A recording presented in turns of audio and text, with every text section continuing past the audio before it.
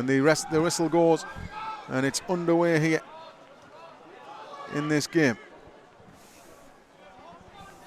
Ball with Ramshaw down the right. Bonus to have him back available last week at Darlington and in the subsequent games, and it's flicked down the line, and Mondal's going to try and get there. He's done really well actually on the right hand side. Ramshaw's made a burst outside of him, but Mondal keeps weaving inside and he feeds it into Dolan. It's a good tempo start here from Moores. Down the left hand side now for Hill. It's a good ball in the box. The goalkeeper dives to punch it clear there. He possibly could have gathered that one there, the goalkeeper, but he decided to punch. Pugh with a lovely touch in midfield to find Ramshaw. Back to Pugh. Pugh slips it through a gap looking for Mondal. Might break kindly for McEwen here, and it does. McEwen steps over on the edge of the box and plays it back to Ramshaw! And it's a brilliant save across to his right hand side there from Murray Jones. When Ramshaw let fly there with a curling, dipping shot towards the far left hand corner, it looked like it was going to nestle into the top corner of the net, but Murray Jones acrobatically flung himself to his right and clutched it above his head. But it's a really encouraging start here from Graham Lee's side. Dolan has the ball. There's 4 minutes on the clock. Can Dolan produce a bit of magic? Is he going to shoot? Is he going to deliver? He does shoot! And it's off the crossbar! And it loops down and onto the roof of the net. Did the goalkeeper get a touch? Matty Dolan thinks he did. So do a couple of the other Spennymoor players, but the referee doesn't agree. But Dolan strikes the woodwork. It was a terrific hit. It was such a long way out. But it had to lift to get over the wall and the dip to cause the keeper a problem. But it smacked off the crossbar and looped up in the air. For a second I wondered whether it was going to drop into the goal mouth and into the net. Here's Woods. Slips it across to the left. It's a good pass into the feet of Pat Jones now, and Roberts is on the overlap. Jones has stepped inside on his left foot and drills it, and it's a fine save down to his right hand side from Bobby Jones there. Came through a crowded penalty area. It was well struck from Pat Jones back on his left foot, and it was definitely sneaking into the bottom corner of the net before the intervention from Jones, and both sides now have tested the opposition goalkeepers. And the ball goes long. Flicked on the edge of the box, but Rowe lifts it clear. Ramshaw battling with Bainbridge. It falls loose for Lee. And now Roberts on the right. Slips it through a gap for Piers. Piers on the right hand side, and Jones is onside down the right side of the box, and it's drilled in and turned home by Dylan Motley-Henry.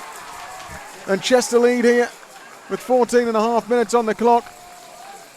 The dangerous Pat Jones got some space on the right of the box, and he drilled a really inviting low cross into the 6-yard area, and Dylan Motley-Henry got to the touch first and puts Chester in front just before the quarter hour.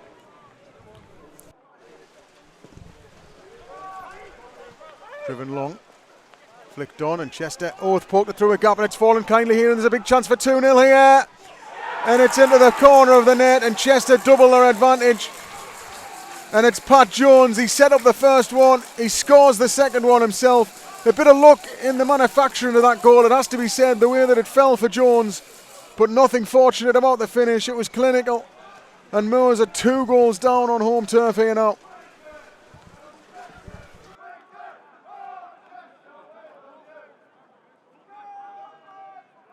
Pugh.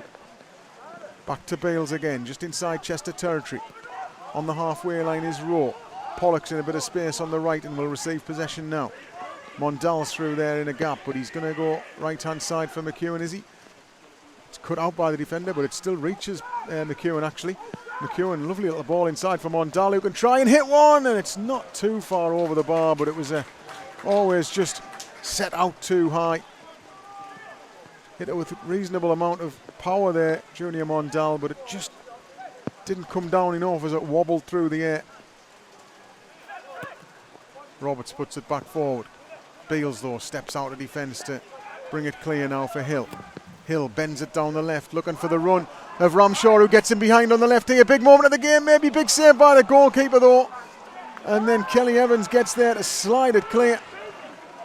Crucial moment potentially there as Ramshaw escaped into the left of the box. The goalkeeper, Murray Jones, made himself big and blocked the shot from Ramshaw. No changes for either side during the break. The rain has got even more torrential during half time. The referee came out with a pretty concerned look on his face at the start of this second half. You just wonder how much of this water coming down now the pitch can take.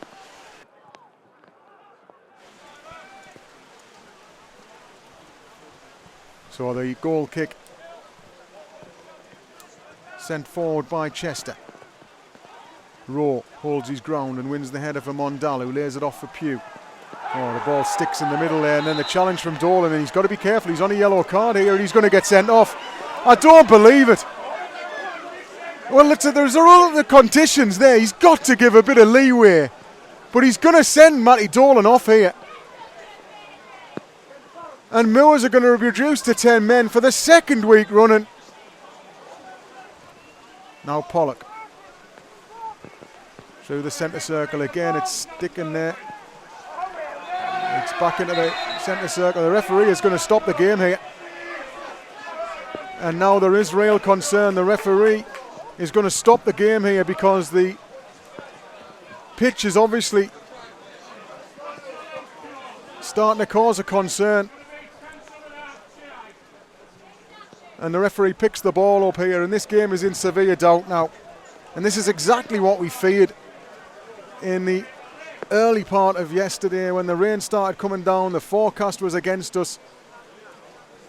We started to fear that this could conspire against us. The forecast has been constantly changing over the last 24 hours, and we thought we might escape it. We thought we might get out of the way of some of this biggest storm this afternoon, but unfortunately it's hit us around about 3:30. And through half-time and into this second half, it's continued to pour down here with no sign of it getting any better. But if he's got concerns now, I can't see any other outcome than this game being abandoned here.